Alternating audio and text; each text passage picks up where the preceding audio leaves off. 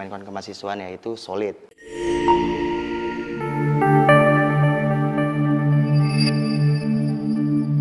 Assalamualaikum warahmatullahi wabarakatuh. Salam Om Swastiastu, Namo Buddhaya, salam kebajikan bagi kita semua. Kembali lagi di Ngopi, Ngobrol Pasti, podcast BMKM SVUGM di tahun 2022. Kembali lagi bersama aku, Muhammad Nizar Fazari Wijaksana. Di sini aku nggak sendirian nih, karena aku ditemenin sama Bapak Menko yang super keren banget. Siapa lagi kalau bukan Mas Derby? Mungkin Mas Derby boleh kenalin dari nama, prodi, angkatan, dan juga megang Kemenkoan apa nih? Oke Nizar, perkenalkan nama saya Derby Septianugraha, biasa dipanggil Derby. Saya merupakan mahasiswa aktif di program studi Teknologi Rekayasa Instrumentasi dan Kontrol Angkatan 2020, Departemen Teknik Elektro dan Informatika. Dan di BMKM SP sendiri, saya diamanai oleh Yudis untuk memegang Kementerian Koordinator di bidang kemahasiswaan atau biasa disebut Kemenkoan Kemahasiswaan. Begitu Nizar. Mas Derby gimana nih hari ini kabarnya? Kalau boleh tahu. Alhamdulillah baik Nizar. Nizar bagaimana? Alhamdulillah baik juga Mas. Terus Mas Derby ini kesibukan akhir ini apa aja sih Mas kalau boleh tahu? Kesibukan akhir-akhir ini kebetulan saya habis presentasi PKM untuk maju ke PIMNAS itu. Oke, keren banget nih Mas Derby ini. Terus aku mungkin langsung ke pertanyaannya ya Mas. Kemenkoan Kemahasiswaan itu apa sih Mas kalau boleh tahu? Oke, jadi gini Nizar. Jadi Kementerian Koordinator Kemahasiswaan itu adalah kementerian yang didesain untuk pengembangan kemampuan mahasiswa sekolah vokasi UGM baik dalam akademik maupun non-akademik. Lalu yang kedua itu Kementerian Koordinator Kemahasiswaan mendesain program kerja yang berkaitan dengan hard skill dan soft skill mahasiswa SPUGM itu sendiri. Dan yang ketiga itu Kementerian Koordinator Kemahasiswaan juga bertujuan mendukung kolaborasi antar mahasiswa berbagai disiplin ilmu yang ada di Sekolah Vokasi UGM itu sendiri, Nizar, begitu. Oke, waduh keren banget nih penjelasan dari Mas Derby ini. Terus aku pengen tahu nih Mas, Kemenkoan Kemahasiswaan itu menaungi kementerian apa aja sih Mas di dalamnya? Jadi Kementerian Koordinator Kemahasiswaan itu menaungi 3 kementerian di bawahnya Nizar. Yang pertama itu ada Kementerian Minat dan Bakat atau biasa disebut Kementerian Minkat. Yang kedua itu ada Kementerian Sinergi Mahasiswa atau biasa disebut Kementerian SIMA. Dan yang ketiga itu ada Kementerian Riset Aplikatif dan Keilmuan atau biasa disebut Kementerian Replika. Begitu Nizar. Oke.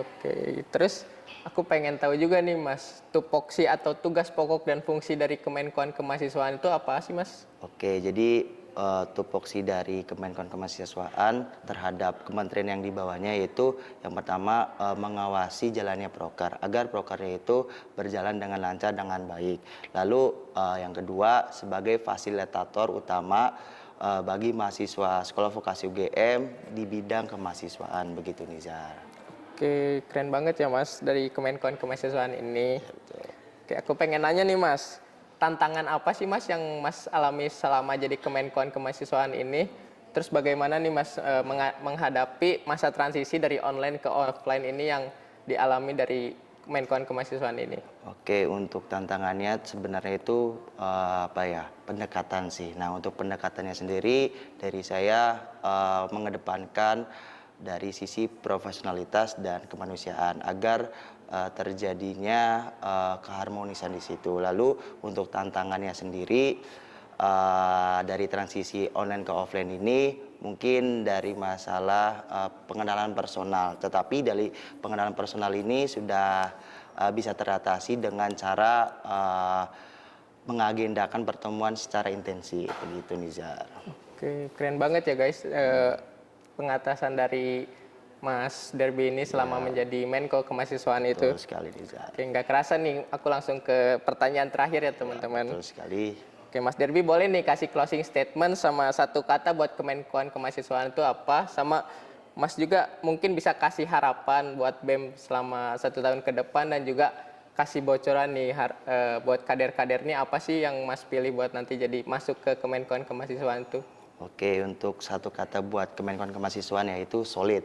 Terus untuk harapannya agar terjalin komunikasi antar kementerian baik dalam Kemenkoan Kemahasiswaan maupun dari BMKM SP sendiri itu. Lalu untuk harapan kader yang bakal masuk ke BEM ini mungkin memiliki integritas yang tinggi dan memiliki tanggung jawab yang tinggi juga, begitu Nizar.